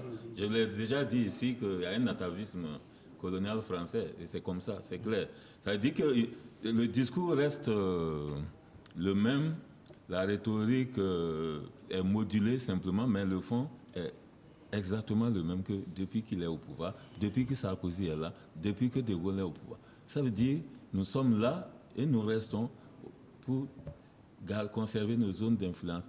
Et en même temps, on dénonce d'autres qui aussi aimeraient avoir des zones d'influence. Ça n'a pas de sens. Il ne se pose pas une seule fois la question, pourquoi avoir des bases sur le territoire d'autrui? Même les animaux, les mammifères. Avez-vous déjà vu un lion aller nicher, à prendre de la place dans le terrier de lapins ou de... Même d'un léopard ou même d'un tigre. Ça n'a pas de sens. Ça n'a pas de sens. Mais ce bon sens-là ne peut pas exister. La question ici, c'est une question de géostratégie et de géopolitique régionale et africaine. Donc, c'est la position de la France, il l'expose. Donc, ceux qui l'écoutent savent aussi qu'ils doivent lui opposer leur position géopolitique et géostratégique. Moussa Absassen, ce qui est surréaliste, c'est que quand on entend Emmanuel Macron, c'est lui qui décide de ce que vont devenir les bases militaires en Afrique. C'est-à-dire, il dit, voilà ce qu'on va faire des bases militaires qui sont en Afrique, sans même penser à ce que veulent ces Africains qui reçoivent ces bases militaires. C'est extraordinaire. Il décide de tout. Hein. Moi, je trouve qu'il y a un problème de langage que les autorités françaises, dont les autorités françaises ne peuvent pas se départir. C'est comme si je veux venir chez vous, vous dites non, je ne suis pas là, je suis occupé. Et je dis mais je viens quand même chez vous. Je dis mais attendez, c'est chez moi. J'ai quand même un droit de regard de qui rentre chez moi et qui ne rentre pas chez moi. Si je dis je ne veux pas que vous rentrez chez moi, pourquoi vous insistez à rentrer chez moi, même en me disant non, non, c'est pour te protéger? Non, non, mais je n'ai pas besoin de protection, moi, ça va. J'ai mes portes, j'ai mes serrures, tout est bien fermé, personne ne rentre. Si, il y a quelqu'un qui va rentrer. Ça veut dire quoi? Ça veut dire que les gens ont peur de ça, mais vous savez, la France ne peut pas vivre sans l'Afrique francophone. Ça, c'est clair. Le jour où une politique française dit que nous allons sortir de l'Afrique, nous avons laissé les Africains francophones à leur destin, à partir de ce moment-là, la France périclite. Mais ça, ils le savent. Ils le savent. Ils peuvent utiliser toutes les formules, toutes les trucs. Mais la réalité, elle est que la France se nourrit abondamment des ressources de notre pays. Dans son discours, il est revenu aussi sur la responsabilité des Africains dans ce que je pourrais appeler le drame qu'est en train de vivre plusieurs pays africains en ces dernières années. On écoute Emmanuel Macron encore et puis on revient. Avec beaucoup trop de militaires, on se dit, il y a là une assurance vie, ce n'est pas la peine de traiter politiquement un problème qu'on a. La France n'est pas une assurance vie au règlement des problèmes politiques des différents pays. Je le dis très clairement. Et le rôle de la France n'est pas de régler toutes les situations en Afrique. Je le dis tout aussi clairement et humblement. Et on a en effet trop laissé s'installer l'idée que la France était responsable de tout. Et donc quand il y a une déception, assez logiquement, les gens viennent vers nous en disant « c'est votre faute ». Non, ce n'est pas notre faute parce que ce n'est pas chez nous. La dernière phrase est extraordinaire. Ce n'est pas notre faute parce que ce n'est pas chez nous. Diplomate que vous êtes, comment est-ce que vous interprétez ces phrases? J'ai l'impression que vous n'aimez pas ce que je dis ou la manière dont je le dis parce que vous me donnez moins la parole que les autres. D'accord. Mais puisque je l'ai, il reste encore un peu voilà de temps, ce que je veux vous corriger. dire. Macron a le beau rôle. Non seulement c'est lui qui décide quel genre de relation il doit avoir avec nous, que la France doit avoir avec nous, mais en plus il se permet de faire des pics. Il a dit au président Tshisekedi, le président de la RDC.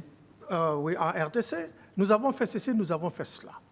Mais pendant 5 ans, vous n'avez pas, ou combien d'années, vous n'avez pas été capable de gérer votre pays. Il a bien dit, vous n'avez pas été capable de gérer, c'est-à-dire à tous les Congolais de RDC. Vous n'avez pas été capable, voilà le mot qu'il a utilisé, de gérer votre pays, de ramener l'autorité de l'État, etc., etc. Mais il n'a pas tort de dire ça. On n'a qu'à dire qu'il nous insulte, mais on mérite d'être insulté. Ceux qui disent que j'ai des paroles défaitistes, qu'ils me permettent de leur dire qu'à mon âge, je suis encore un révolutionnaire. OK? Et révolutionnaire, ça ne va pas avec défaitisme. Donc, ce que je dis, c'est ne soyons pas dans la réaction. Soyons dans l'initiative et intelligemment, c'est-à-dire ne pas aller en ordre dispersé. Le président Macron peut aller n'importe où en Afrique et dire ce qu'il veut, admonester chaque chef d'État. Mais le jour où il saura que ces chefs d'État se mettent ensemble et qu'ils ont une seule voix, eh bien, il saura comment parler. Mais pour le moment, il a le beau rôle. Khalifa Rassiri, la France n'est pas une assurance vie au règlement des problèmes politiques des différents pays en Afrique. Cette phrase, Emmanuel Macron l'a prononcée il y a un instant, on vient de l'entendre. Quand on entend Emmanuel Macron dire cela, c'est vrai, il renvoie les dirigeants et même les peuples africains à leurs responsabilités. Mais derrière, la question qu'on pourrait poser, c'est pendant combien de temps, par contre, la France a été l'assurance vie de plusieurs chefs d'État potentats en Afrique. Ça, il ne le dit pas. Et demain, l'assurance vie. Voilà. Et les demain, composants de langage sont ce qu'ils sont, mais les contradictions sont dans son propre discours. Voilà. On n'a pas besoin d'aller chercher des référents très loin. Voilà. Au Tchad, déjà, la France a été l'assurance, et Macron, lui, est allé officier. Il s'est transformé en notable Goran pour aller officier les obsèques de Déby Père et installer son fils. Y a-t-il une meilleure assurance vie que cela? C'est clair. Donc, en fait, ce que la France dit par la voix de Macron, c'est simplement de nous dire, écoutez, nous faisons ce qui nous arrange. Écoutez-nous très bien, nous faisons en permanence ce qui nous arrange. Il ne peut pas tenir ce discours aux États-Unis. La Louisiane, qui est un ancien État français, racheté par l'Angleterre, c'est ça. Il ne peut pas aller dire ça là-bas.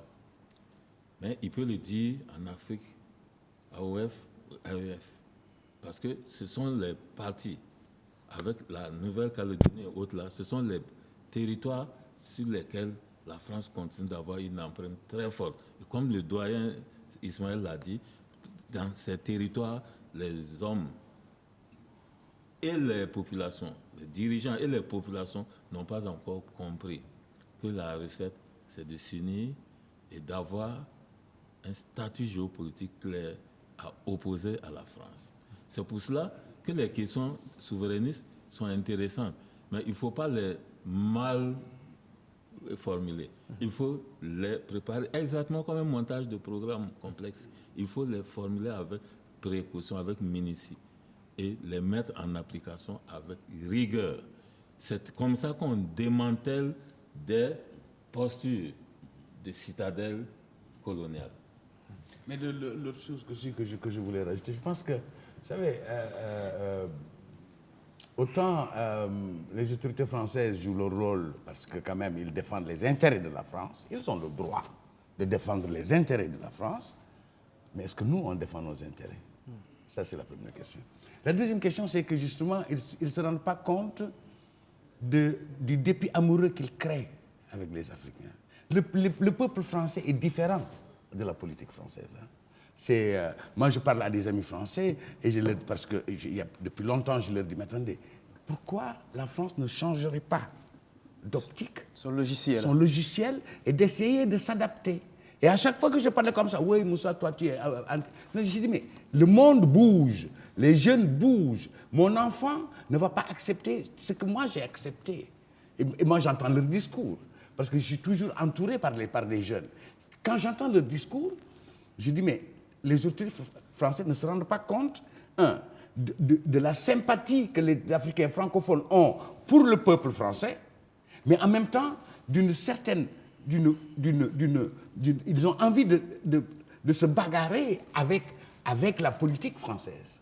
Donc il y a cette contradiction interne que je pense que les autorités françaises ne se rendent pas assez compte. Mais la question qu'on pourrait poser aussi, il faut qu'on le dise, quand Emmanuel Macron renvoie les dirigeants et les peuples africains à leurs responsabilités, il n'a pas totalement tort.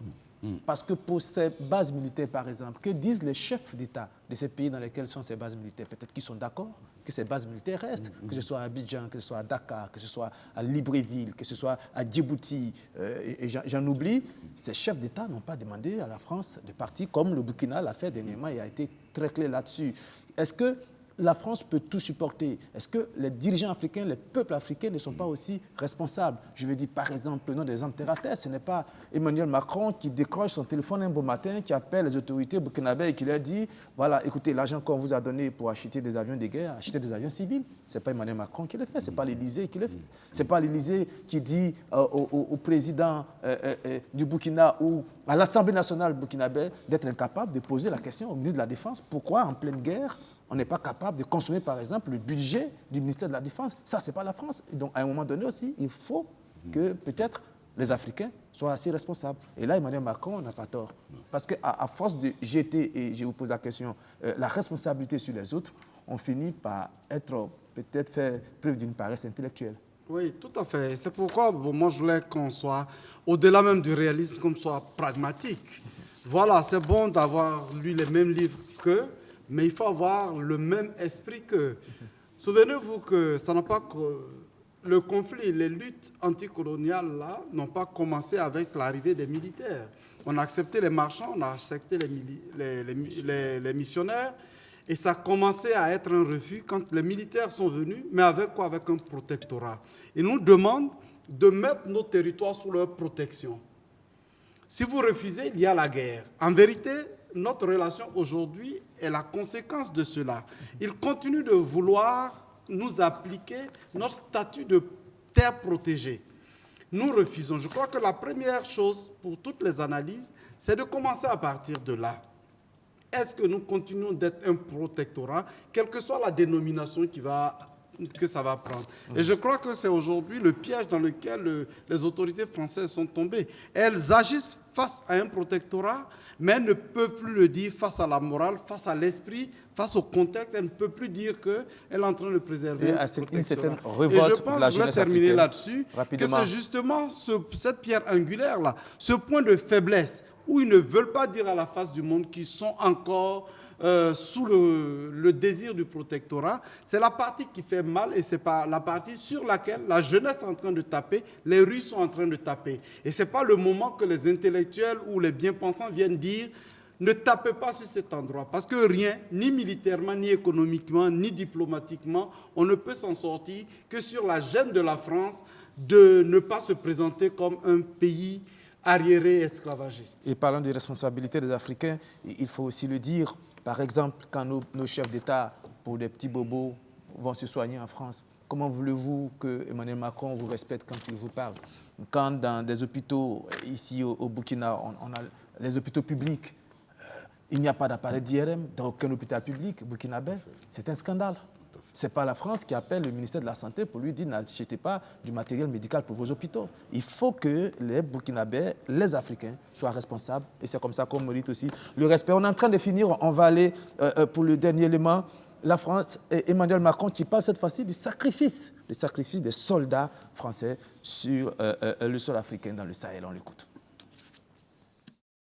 Je m'honore du fait que dès 2013, nous ayons joué un rôle qu'aucun autre pays non africain n'a jamais joué. Aucun autre. C'est notre fierté et c'est pourquoi je me mettrai toujours en colère et m'indignerai devant les dirigeants, les journalistes, les opinions publiques qui attaquent la France sur ce sujet. Parce que nos enfants sont morts en Afrique pour lutter contre le terrorisme là-bas. Voilà, c'est le moment où on va revenir, on va prendre notre journaliste qui est aux États-Unis, Dacier de Bendouté, bonsoir. Dacier, vous m'entendez? Dacier de Bendouté, bonsoir. Vous ne m'entendez pas? D'accord. Le temps que la tête... C'est bon maintenant, vous m'entendez? Non? Pas encore? Vous êtes resté jusqu'à Cita. On va revenir après pour voir si on peut vous parler. Moi, quand j'entends ce discours, dans ma famille, mon grand-père est parti à la Seconde Guerre mondiale avec son frère, qui est resté. Dans ma famille maternelle, j'ai eu 2 oncles qui sont restés sur le front, dont un, Ndiakhate Mboup, est rentré avec une jambe. On ne me vendra pas ça. On ne me vendra pas que le sang français est plus valeureux que le sang de mes ancêtres. Parce que nous avons payé un lourd tribut pour la libération de la France. Pendant la Deuxième Guerre mondiale. Pendant la Deuxième Guerre. Et la Première Guerre mondiale. Où, moi j'ai été, je vais vous raconter une histoire, j'ai été à Bitola, en Macédoine. Et on m'a dit, il y a un cimetière français. Ah, il y a un cimetière français. Mais il y a quelques tirailleurs. Donc, me voilà parti au cimetière de Bitola. Mais, je dis, 90% des épitaphes portaient des noms ouest-africains. 90%. Ou alors, maghrébins. Et je me suis dit, j'étais avec Denis de Tilinac, qui était le Sherpa de Chirac. Et puis je lui ai dit, mais Denis, comment la France peut-elle regarder l'Afrique après ce que j'ai vu là? C'était des jeunes qui avaient 15 ans, 16 ans. Il y en avait qui étaient partis mineurs hein, à la Première Guerre mondiale, hein, qui ne connaissaient jamais la guerre, le froid, qui sont revenus, qu'on a pris dans leur village, on les a jetés sur le front du Nord.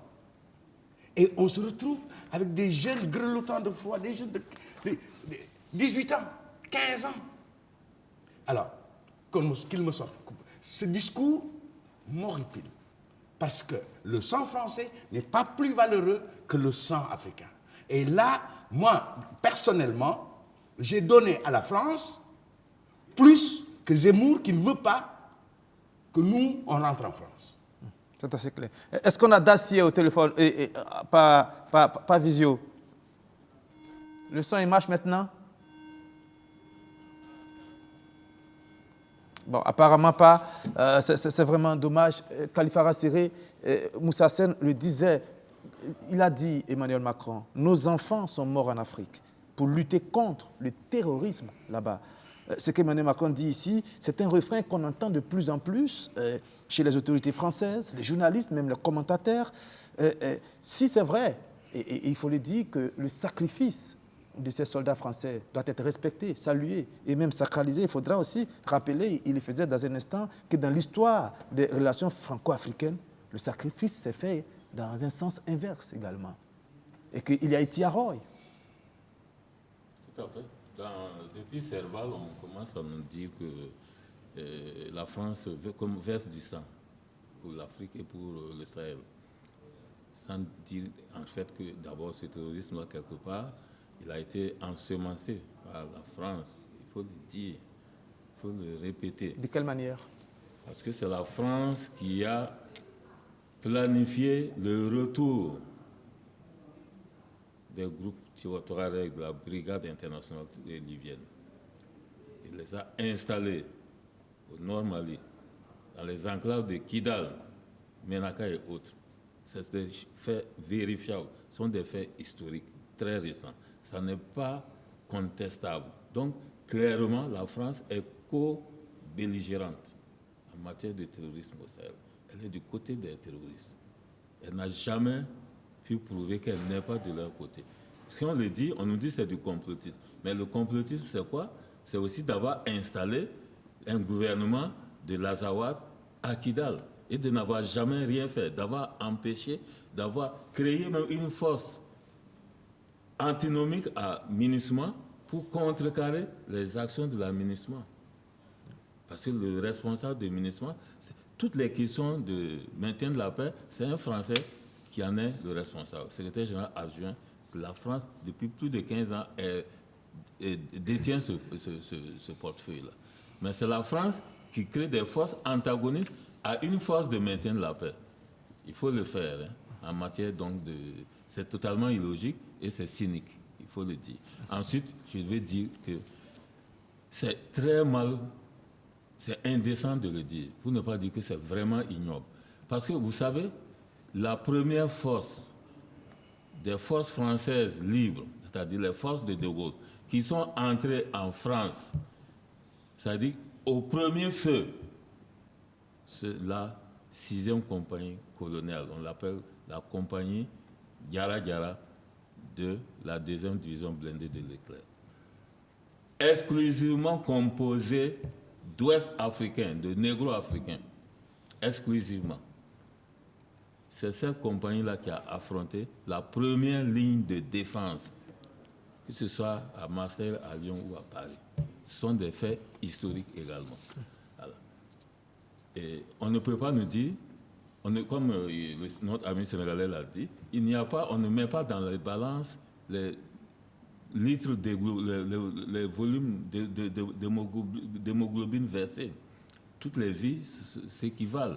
On conçoit qu'il y a eu des sacrifices dans l'histoire et peut-être dans l'avenir, mais rappeler des sacrifices particuliers et nous demander en retour d'être reconnaissants et aplatis pour cela, c'est absolument ignoble. Voilà. Parlant de reconnaissance, j'ai parlé de l'épisode de Thiaroye, où des tirailleurs demandaient des primes au même niveau que peut-être ceux de leurs collègues français ont été vraiment brimés. C'est une période assez difficile. Mais le film de Sembène Ousmane, Camp de Thiaroye, illustre parfaitement ça. Vous savez, je pense que c'est là la force du cinéma. Et je peux vous dire que ce film n'est jamais sorti en France. Grand Prix à Venise, célébré partout dans le monde, interdit en France. Parce que justement, il relatait cet épisode noir de la présence des tirailleurs sénégalais qui sont rentrés. Et quand on dit Sénégalais, ce ne sont pas des Sénégalais, que des Sénégalais. Hein, ce sont des Maliens, des Guinéens, des Voltaïques à l'époque. Et ils sont rentrés et ils demandaient juste leur solde. Juste ça. Massacrés. Donc, je pense que... C'est important de revenir là-dessus. Vous dites qu'ils ont été massacrés. Il y a eu combien de morts? Oui. Moi, je pense qu'il y a des historiens qui parlent de plus de centaines de morts. Plus d'une centaine de morts. C'est-à-dire qu'on leur a tiré dessus tout simplement parce qu'ils demandaient le solde. Tout simplement. Après avoir combattu en France. Tout simplement. Et ça, je pense qu'il y a des historiens qui y travaillent. Je pense qu'il y en a une qui s'appelle Moore, qui est un grand historien français, qui y travaille. Il y a une dame aussi historienne qui y travaille. Et je pense que le jour où les archives seront déclassifiées et qu'on verra les raisons de ce massacre, il ne tiendrait pas un discours comme ça. C'est assez clair. On est en train de finir, on est très en retard. On va écouter le dernier extrait d'Emmanuel Macron, notamment sur l'aspect économique. Il parle là du franc CFA. Et puis on revient pour terminer. Ce cap, c'est l'agenda fixé à Ouagadougou en 2017 et nous l'avons tenu. Nous les avons tenus en réformant le franc CFA, en nous retirant de la gouvernance de la zone UEMOA et en faisant la démonstration que cette monnaie est bien une monnaie africaine qui pourra, si les gouvernements de la CEDEAO le souhaitent, préfigurer une monnaie unique qui prendra un autre nom. Nous y sommes prêts. Ismaël Diallo, la France est prête, Emmanuel Macron l'a dit, pour que le franc CFA soit une monnaie souveraine. Je vous ai vu sourire un peu de manière malicieuse en entendant ces propos. Qu'est-ce qui vous inspire ces propos-là? Excusez-moi un mot vulgaire que je vais utiliser. Ah, si c'est vulgaire. Mais ce que dit Macron, c'est de la foutaise. Bon. C'est à peu près acceptable. Voilà, à peu près. On ne demande pas que le CFA soit réformé. On veut qu'il soit abandonné. Mais là aussi, ce n'est pas la faute de Macron ni de la France. Les chefs d'État dont les pays ont le franc CFA, pourquoi ne se réunissent pas et disent dans 3 mois, dans 6 mois, on a fini avec le CFA? Pourquoi ils ne le font pas? Parce qu'ils en sont incapables.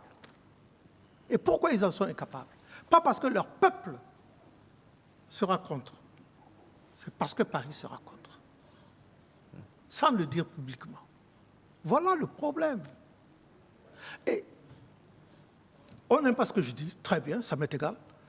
Parce que je dis les choses comme elles sont, je mets le doigt sur la plaie. Et je ne passe pas par un langage soft ou poli ou politiquement correct.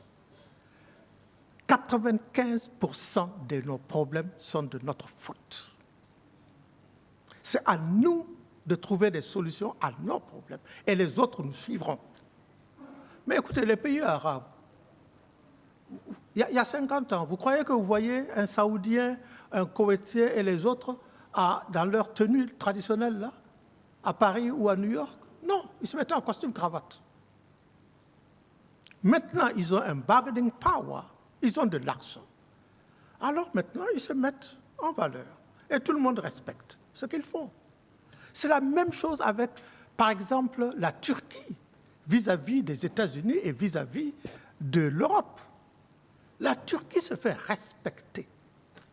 Elle ne va pas quémander d'être dans l'Europe ou d'être partenaire aux États-Unis.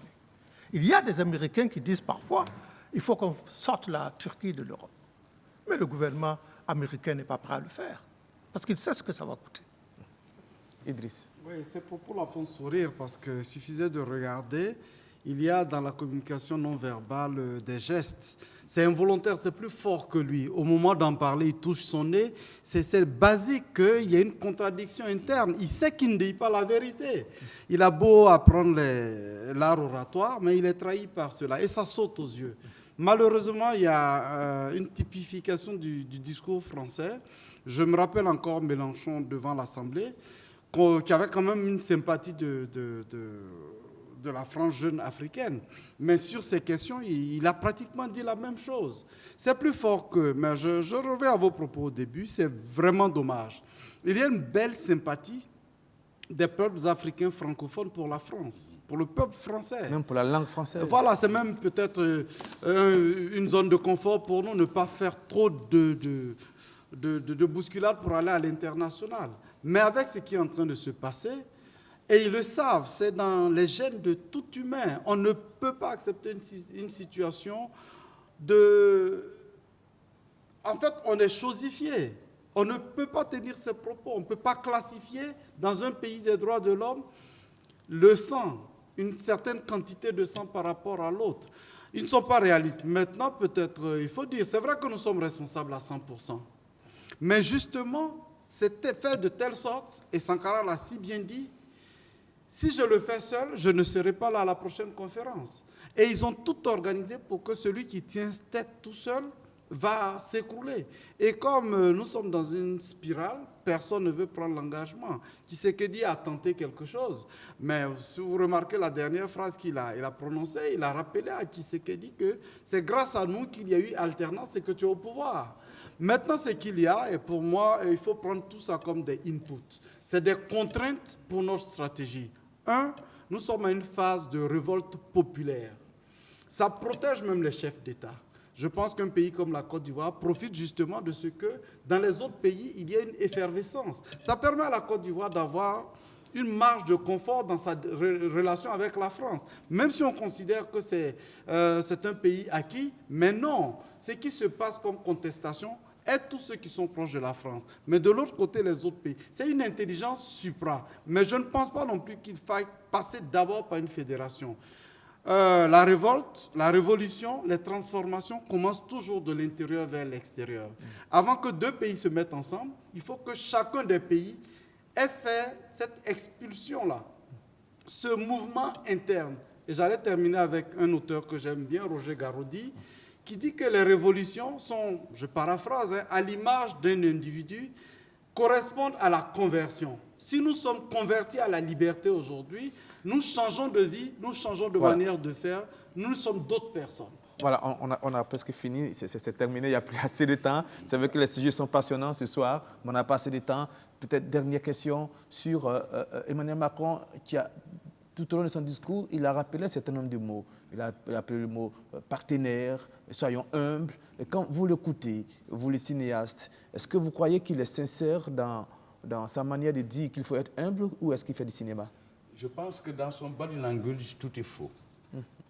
Dans son langage du corps, quand on regarde son langage du corps, comme disait mon ami Idriss, quand il touche le nez, quand il fait ce geste, parfois il fait ça. Ce geste sur la poitrine, c'est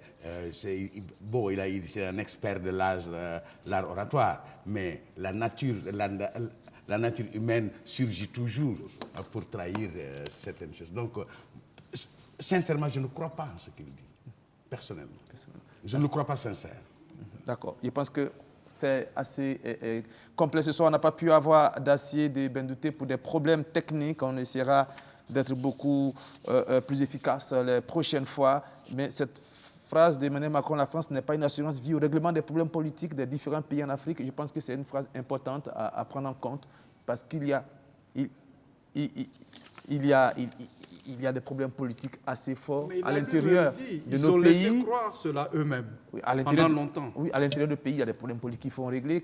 Quand on parle de la situation du Burkina, c'est important. Les problèmes politiques internes de la situation qu'on vit n'est pas seulement que sécuritaire. Vous le savez, Idriss Ouedraogo, comment se fait la gestion du pouvoir au plus haut niveau, l'alternance de la gestion du pouvoir au plus haut niveau. C'est un problème qu'il faut régler. Il est sous-jacent aux problèmes sécuritaires et il faut que nos intellectuels, nos hommes politiques posent le problème et essayent de trouver des solutions, sinon on ne s'en sortira pas. Je pense que c'est une appréciation de la situation. Or, la situation est téléguidée en quelque sorte par des stratégies plus hautes, à un autre niveau. Je m'intéresse à quelqu'un comme Pierre Koneza qui a écrit « La fabrication de l'ennemi ». Dans cette approche-là, il y a le niveau du complexe militaro-industriel, où ils ont tout géré. Mais il parle de plus en plus maintenant du complexe militaro-intellectuel. Il y a des intellectuels qui, dans leur production de tous les jours, participent à la mainmise sur l'Afrique. Et il faut déceler cela. Même l'ordre actuel, vous savez qu'on n'arrive pas au pouvoir sans avoir été validé par ceci. Une bénédiction. Pour moi, il faut repenser, à partir des réalités actuelles, mettre les populations qui sont immaîtrisables. Si vous passez par tous les canevas, comme l'armée, le monde universitaire, le monde du droit, et ainsi de suite, nous sommes très restreints. Les marges de manœuvre sont peu. C'est les foules qui ne sont pas maîtrisables, qui ont besoin d'un vrai général qui va, à partir d'eux, installer une approche. Khalifa Séré et on finit. Sur la question de... Non, Macron, c'est un cynique... C'est le mot fort. Un cynique décomplexé. Évidemment, il dit exactement ce qu'il souhaite que les peuples africains entendent, au-delà des chefs d'État. En fait, ça ne s'adresse pas aux chefs d'État, mais il veut bien sûr que les peuples comprennent. Il veut mettre les peuples en conflit avec les leaderships qui sont des leaderships très souvent boiteux. Il le sait parce que la France participe à construire ce leadership. Donc la première chose à faire, c'est véritablement de concevoir un nouveau leadership ouest-africain, centrafricain, etc., etc. Parce qu'il nous faut, pour l'Afrique francophone, une nouvelle voie. L'Afrique francophone davantage que l'Afrique anglo-saxonne. Merci Khalifa Séré d'être venu. Merci Moussa Sen Absa. Merci d'être venu. On vous a appris comme ça au pif. On m'a dit que vous avez annulé beaucoup de rendez-vous ce soir pour être là. Oui. Merci pour votre engagement. C'est important. C'est bien gentil de votre part et vous serez toujours le bienvenu ici à BF1. Idriss Ouedraogo, merci. Il faut préciser que c'est lui qui a facilité votre arrivée. C'est important et on tenait.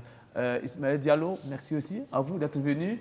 Et malgré le temps qui passe et l'âge, vous êtes toujours accessible et vous tenez toujours à donner votre position, même quand elle n'est pas majoritaire. Et c'est important d'avoir des hommes assez courageux. Je ne crois pas au pouvoir de la majorité. On dit que c'est la minorité qui font toujours l'histoire, d'ailleurs. De ce côté, je ne suis pas très démocrate. Voilà.